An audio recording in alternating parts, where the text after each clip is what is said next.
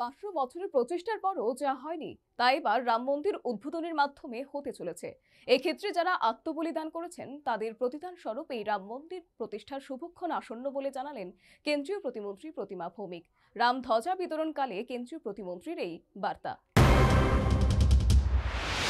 আগামী 22 জানুয়ারি অযোধ্যায় রাম মন্দির উদ্বোধন। রাম মন্দির উদ্বোধনকে কেন্দ্র করে ইতিমধ্যে গোটা দেশ জুড়ে আগাম ব্যাপক উৎসাহ উদ্দীপনা। রাজ্যেও এর কোনো ব্যতিক্রম নেই। চলছে নানান আয়োজন, প্রচার প্রস্তুতি। এরই মধ্যে চলছে রাম ধ্বজা বিতরণ।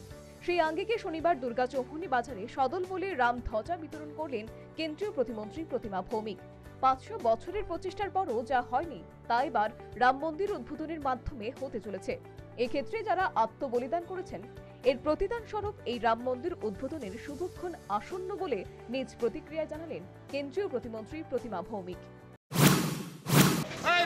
আগামী 22 তারিখ মর্যাদা পুরুষোত্তম প্রভু রামচন্দ্রের প্রাণ প্রতিষ্ঠা গৃহপ্রবেশ, সেই উপলক্ষে গতকালকেও এবং আজকেও আমরা যে ধ্বজ, সেই ধ্বজ সবাইকে দেওয়ার চেষ্টা করছি।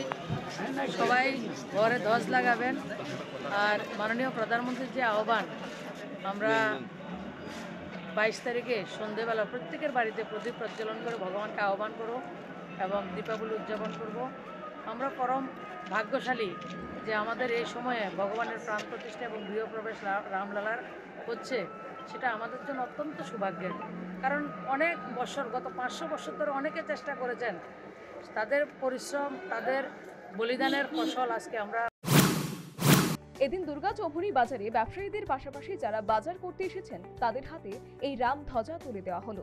কার্যত রাম মন্দির উদ্বোধনকে কেন্দ্র করে রাজ্যে আগাম ব্যাপক উৎসাহ এবং উদ্দীপনা। চলছে জোর প্রচার অভিযান। Bureau report, news vanguard.